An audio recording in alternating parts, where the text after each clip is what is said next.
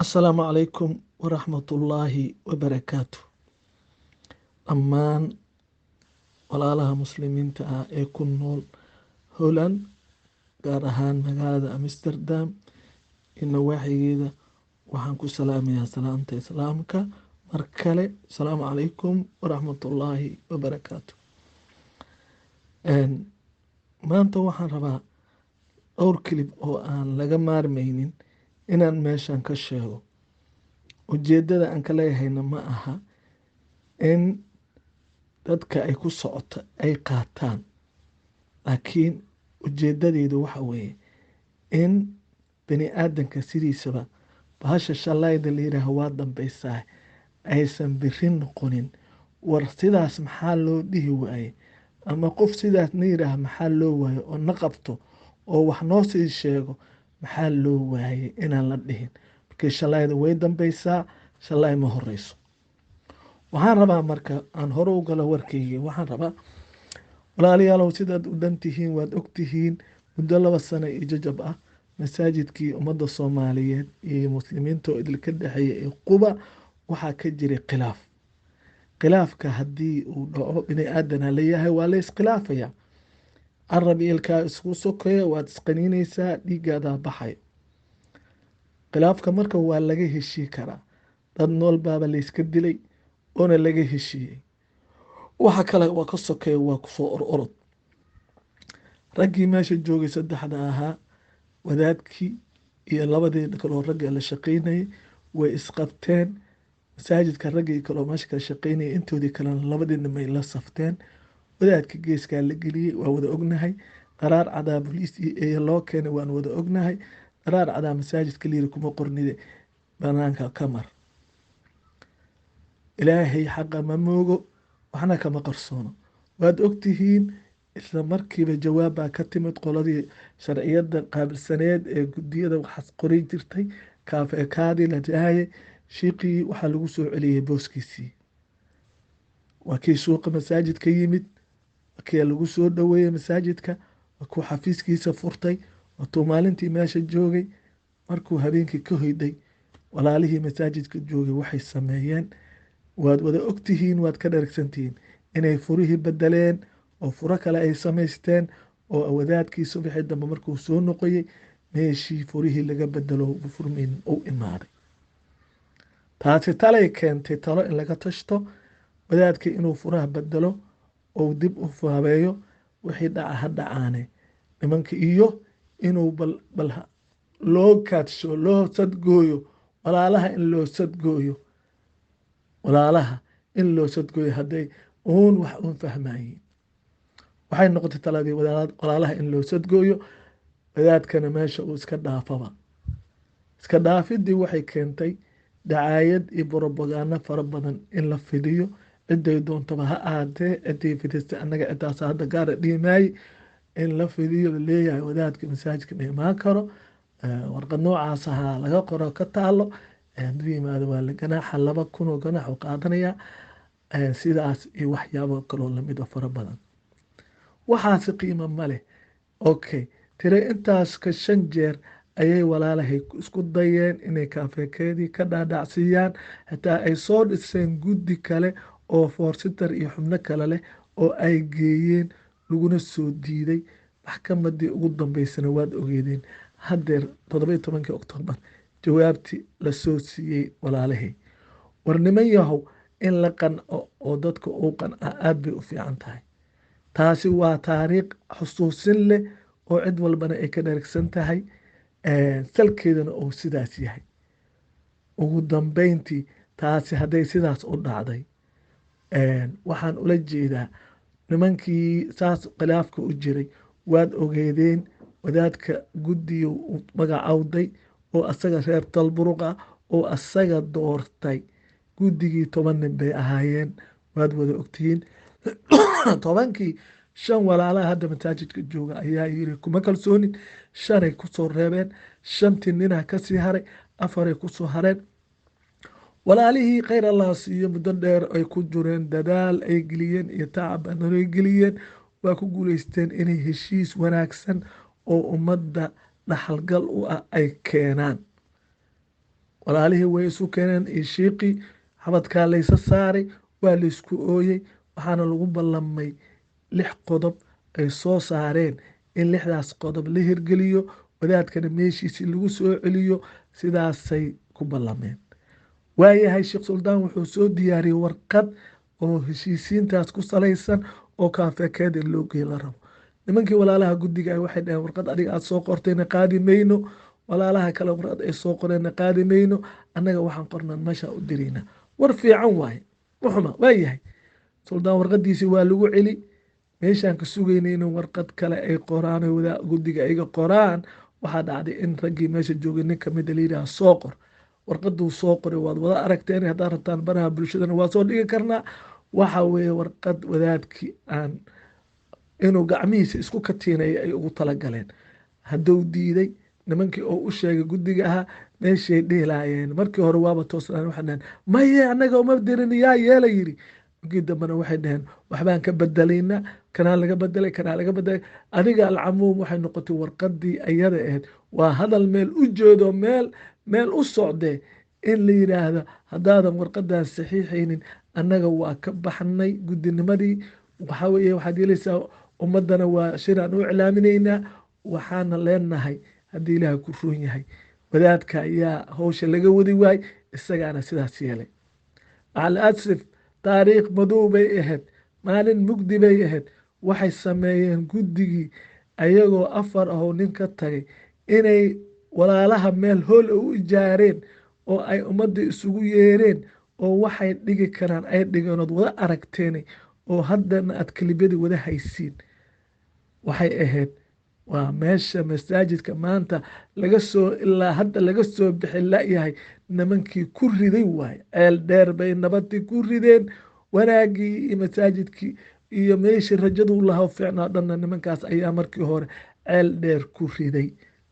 hadeerna markay ku rideenna gacmahay ka laabteen danahoodayna ka raacdeen dib dambe nin u socdan indhaha lama saarin haddee ninkii arkay oo dib u arkay hadda hanoo soo sheego halkaasay kaga dhaqaaqeen maxaa iga galay ayaa noqotay wayna iska tageen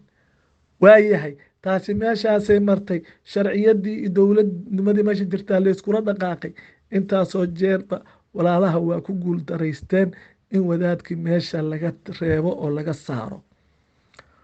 waxaan ku soo xigta marka hadda waxaan leeyahay hadda ujeedada ay tahay hadalkayga kundhigiisa biyo dhiga waxa weye walaalayaal hadda waxaan maqlaynaa muctamar la iclaamiyey waxaan maqlaynaa in dadka yaryarka ah iyo dhalinyarada iyo dadka wax garanaynin in loogu calool nugeynayo wadaadkii wuxuu diidan yahay ummadii in artay yacni diinta loo sheego la wacdiyo ayuu diidan yahay dacwadou hortaagan yahay muctamarkou diidan yahay halkaas in ummad aan kuwa dad aan waxgarad ahayn lagu calool jilacsanayo warnimayaho muctamar cidiidan ma leh muctamarkii ugu dambeeyey meeshaan waxaa lagu qabtay talbur waa wada ognahay walaalayaal muctamarka masaajidka quba haddaan lagu qabanaynin mid jira ma aha miya ma meel kale miyaanan lagu qaban karin war nimankii masaajidka nabadiisa ceelka dheer ku riday hool baa loo ijaaray muctamarka diinta aad ku sheegaysaana aan qaadanne maa hool noo ijaartaan lacagtan anaga naga qaadaan oo aad muctamarka ku qabataan war maa dalburuqii shalay lagu qabtay ku qabatiin war masaajidka hadda khilaafka ka taagan yahay masaajidkiina hadda waa noo furan yahay waa lagu dukadaa arday baa iskuulaad ku dhigato meydkii baan dhiganaa wax dhexdiisa gacan isula tagay male dhibkii ugu weynaa waa kii eeyaha la keenay shiiqa lagu bixinayay mid kaloo ka daran ma dhicin ilaahina naguma keeno laakiin hadda waxaan leeyahay nimayaho haddii aad shalay masaajidka eeya keenteen oo aad ku nabad gasheen haddii shalay xafiiskii shiiqa aad xirateen ood furihii ka badasheen oo aad ku nabad gasheen haddaad maanta rabtiin muctamar inaad masaajidka isaga ay ku qabataan ead rabtaan inaad ku nabad gashaan u malay maayo taasi maanta inaysan dhacayso ma u malaynayo aqligayga gaaban inay taasi maanta dhacayso ka fiirsada war masaajidka yau naga xirmin culummada nimanka ee soo socda la sheegayo ee ummadana ixtiraamka badan ay u hayso ayagana waxaan leeyahay nimanyahow sumcadda wax lagu iibsada ma laha sumcadda lama heli karo hadday kaa dhimatana la heli maayo war niman yahow masaajid laba qayb loo kala taagan yaho imaamkii iyo nimankii kale ay kala taagan yihiin mu'tamar ha ku qabanina ummadda soomaaliyeed horteeda buuq iyo shoobar ha ka dhalinina kuwii shalay ceelka ku ridi mid kasii dheer ha qodina in masaajidka dhexdiisa sidii masaajidkii norway laysku dhex feerin ha ka shaqaynina nabadana hadda waxaana haysta waa un khilaafkana sharci wuu ku sociyaa sharcigaas uuna ku dhammaan doonaa haddii nabad la waayo oo wadahadal la diido sharcigaas uu ku dhammaan doonaa laakiin haddaad adinka muctamaraad ku qabana aad tiraahdaan oy nimankaas culammada sheeganana ay imaadaan oy ku madax adeygaan waxa weeye waa soo dadejinaysiin waxaa soo dadejinaysiin masaajidka inuu naga xirmo ilaahay kama dhigo laakiin idinka ayaa u sabab iyo culamadiina ragga sheeganaya imaanaya ayaa u sababe hadduu masaajidka xirmo masaajidka ha naga xirina kuwa shalay nooga ridi ceel dheer adinkana maanta ha nooga ridina waxaa kaloo intaas ku sii daraynaa waxa weye niman yahow muctamarka waan wada ognahay diin jaceylka soomaaliyey nimanka meesha jooga masaajid jooga walaalaheena diin jaceylka wadaadkii ahlulbeytka shiiqulbeledka ahaa ee masaajidka imaamka ka ahaaye fadwada iyo wax kasta iyo dacwada qoysaska loo geynayay nimanka eeyaha ee booliiska u keenay qadaadka in qabta raba daba taagan ee niman soomaaliya ka keenaya iyo haddii ilaah kure norway iyo meelo fogfog ka keenaya 3 maalin in diin jaceyl noo tusinayo war nimayahow aqligeyn ma anigaa waa nuuri masaacadana laga heesay war ma anigaa waa la nuuri masaacadana laga heesay war diin jaceylkaas inta u ka jiraa war xagow ka shaqeeya war ii sheegaba war shiiqiyaa kan war wadaadkii masaajidka lahayaa kan war wadaadkii ummadan beledka joogto holonon joogto ay yaqiinina kan war shiiqii caalimka ahay ayaad rabtaan inaad daaqada kala baxdaan markaasaad soomaaliya niman laga keena rabtaan inaad culamo nooga dhigtaan war waa culimo ixtiraamna waa u haynaa war meelo kala geeya muctamarkana ku qabta annaga laakiin masaajidkaas ummadda u furneen hadda ku cibaadaysano ilmahana dhigtaan meydkana aan geysano war you naga xirmin hana naga xirina waxaa kaloo idin sheega war nimiyaa run haddaan la sheegin beenaa qarsoon war ilaahay been looma sheegi karo masaajidka habeen horaato jimcada u baxaysay ee sabtiga soo galaya maqribka uu kusoo dugaday sheekh suldaan war bani aadanka way yaqaaneen waa shiiqoodii waa salaayasna waa salaamay laakiin cid uu khudbad u jeeday iyo cid uu la hadlay iyo imaad uu sameey male hadduu samaynayna adinka idinkaga cabsan maayo adinkana waxba laydinka weydiin maayo xaqa uu leeyahay inuu sameeyo waana samey kariyaa war in laga been sheego liilaha wadaadkii baa masaajidkii baa kala carar ka dhacay masaajidkii baa laba laysu qabsaday war maxaa beentaas loo sheegaya war beenta intaadna yaan la sheegin yaan been layska sheegin wadaadka cid masaajidka shalay ka hortaagnayna ma jirto raggeena akhyaarta ed baa ka talisay inay nabad ahaato berigana waxaan aragnay inay waxba kasoo naaso cadaanaynin maqnaashihiisii inuu iska yimaadana ay ka fiican tahayba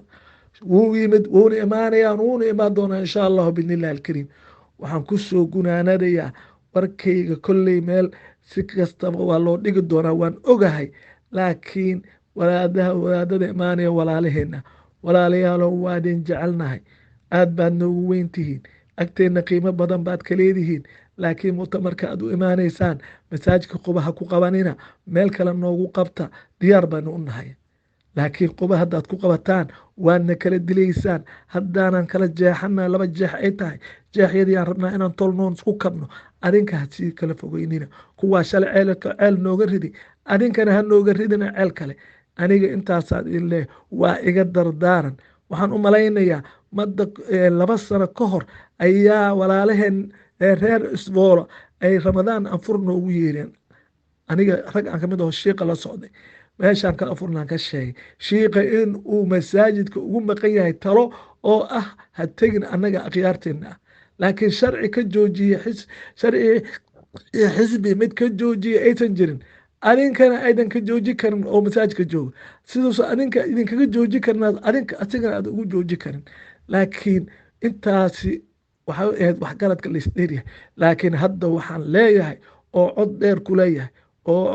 birito yaysan dhicin war shalay maxaa wax noloogu sheegi waaye war shalay maxaa gacanta noloo qaban waaye war haddii wax laydin sheegi jiray hadda waan idin sheegay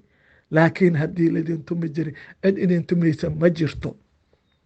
haa dad waaweyn baa tihiin wax garanayo wax fahmayo niman yahow masaajidka waa noo furan yahay maanta waa noo sociya dhib kasta wax kastaa iska jireen laakiin waxa kasii xun in albaabada laysku dhufto ilaahay kama dhigo laakiin adinka sidaad ku wadaan sidaas wey maxaa jira haddaad kab 40 gashataan kab 41 shiiqa gashanaya